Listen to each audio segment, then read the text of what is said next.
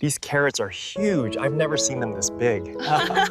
And the spinach is so fresh. Yeah. It's been a great morning. You have to try this pastry. It's the best one here. Yeah. And I got you the sugarcane juice. Oh wow, thank you. It looks incredible. I'll take this one. This bunch is exactly 1 kilo. Yeah. And these tomatoes are the best in the market today, I guarantee it. The sky was not fully bright yet, and a thin layer of morning mist still rested over the vegetable fields at the edge of the village. Tu Diep tied up her hair, put on a simple brown shirt, and carried a woven bamboo basket out into the yard. The morning air was cool and smelled of damp earth and fresh grass. Outside the gate, James was already waiting with a pair of gloves and a large basket over his shoulder. As soon as he saw her, he smiled gently. "We should go early. Vegetables are freshest when they're still covered in dew." Tu Diep nodded and looked toward the green field fading softly into the mist, suddenly feeling a strange lightness in her heart. The two of them walked along a narrow dirt path lined with wet grass and swaying bamboo. Birds were calling from the treetops, making the whole morning feel even more peaceful. It was a simple beginning, yet full of hope. When they reached the field, rows of mustard greens, lettuce, carrots, and herbs stretched neatly before them. Dew still rested on the leaves, sparkling in the early sunlight like tiny crystals. Tu Diep bent down and touched a bunch of greens, feeling the clean coolness against her fingertips. James set down the basket, looked around, and said, "Today we'll pull the carrots first, then cut the greens and pick some ripe tomatoes." Tu Diep smiled, finding his focused manner calm and reliable. They divided the work naturally, as if they had done this together many times before. James bent low to pull orange carrots from the earth, brushing away the soil still clinging to them, while Tu Diep carefully cut bunches of leafy greens and arranged them neatly in the bamboo basket. The whole field was filled with the scent of fresh vegetables and soft golden light. Every time they happened to look up at each other, one small smile was enough to brighten the entire morning.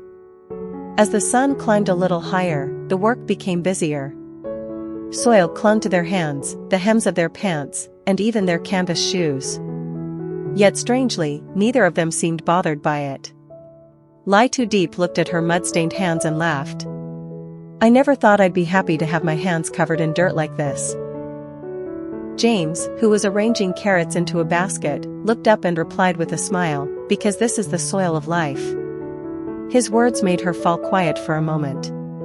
She looked at the freshly pulled carrots still carrying traces of earth, then at the long green rows of vegetables spreading out before them, and suddenly felt that this work was beautiful in a very honest way. A little later, James handed her a carrot with its leaves still attached, glowing bright orange under the sun. Tu Diep took it and laughed like a child receiving a tiny gift. That morning, the dirt no longer felt messy. It felt like life itself. Little by little, the bamboo baskets began to fill. Mustard greens were tied into neat bundles, lettuce was arranged carefully so the leaves would not bruise, and carrots and radishes were stacked in tidy layers. Tu Diep crouched beside the baskets, using soft strips of twine to tie each bundle of herbs together, while the scent of basil and green onions drifted gently around her. James carefully carried the full baskets into the shade so everything would stay fresh. From time to time he wiped the sweat from his forehead and turned to ask, "Are you tired?" Tu Diep shook her head and smiled. "No. I'm happy." James smiled too. "That's good. Vegetables like being harvested by someone who feels joy." His half-joking answer made her laugh. Yet as she looked at the baskets slowly filling up in front of them, she truly felt a deep sense of satisfaction. Some achievements do not need to be grand. Seeing them take shape in your own hands is already enough to warm the heart. When the sun rose higher, the two of them sat down to rest by the edge of the field. James opened the cloth he had brought, revealing sticky rice with mung beans and 2 bottles of cool water. He handed half of the rice to Tu Diep and said, "Eat a little first. There's still more work to do." She took it, wiped the sweat from her forehead, and looked out at the field sparkling under the morning sun. "I didn't expect farm work to be this tiring and this comforting at the same time," she said softly. James drank some water and smiled. Because out here, no one has to pretend. If you're tired, you rest. If you're happy, you smile.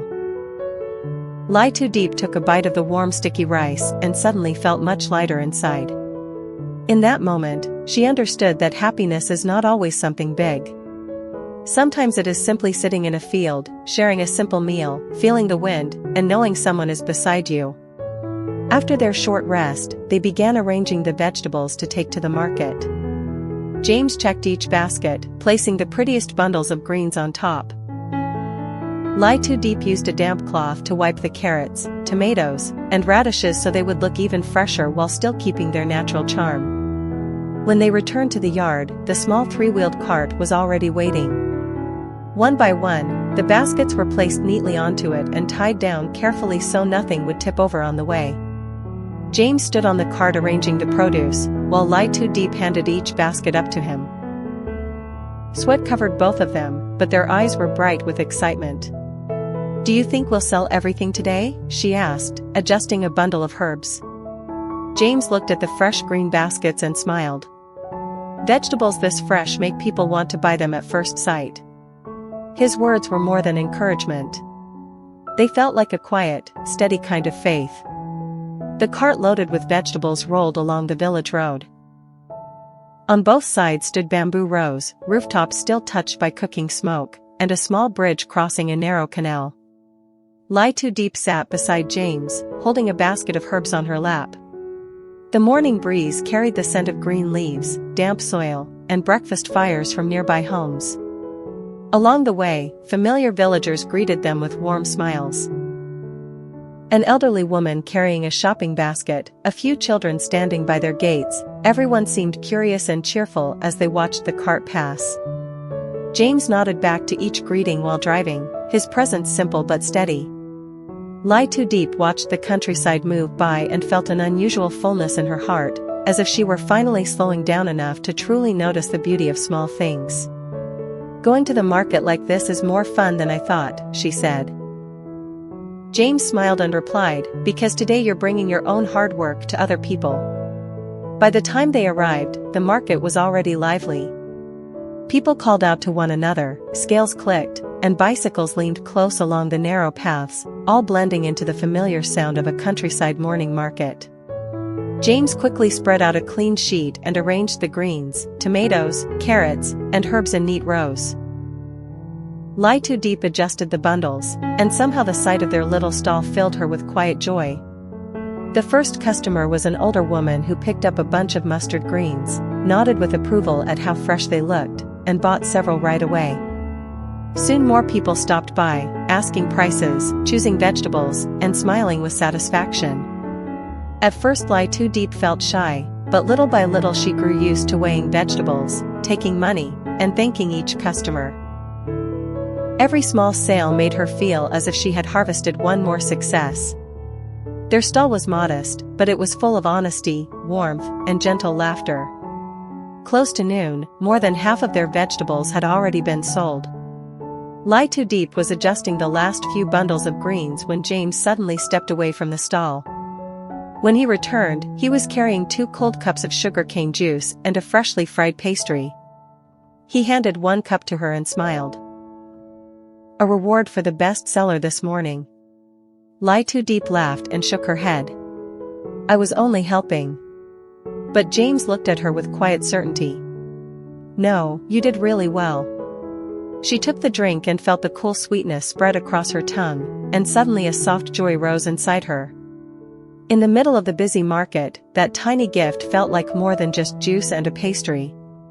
It felt like care, like shared happiness after a whole morning of work.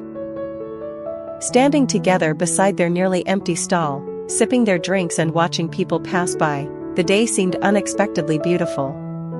When the market finally began to quiet down, their baskets were almost empty. Only a few bunches of herbs and some last tomatoes remained.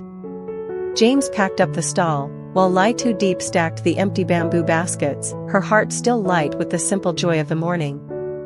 On the way home, the cart moved slowly along sunlit village roads. The noon wind was no longer as cool as the early breeze, yet inside, both of them felt far lighter.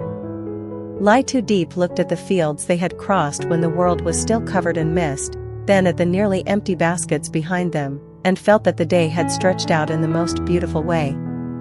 "I'm really happy," she said softly. "I never thought a day of harvesting vegetables and selling them at the market could feel this memorable." James turned to her with a warm smile. "Because you lived it fully." His words stayed with her. Sometimes happiness is simply an honest day of work shared with someone beside you.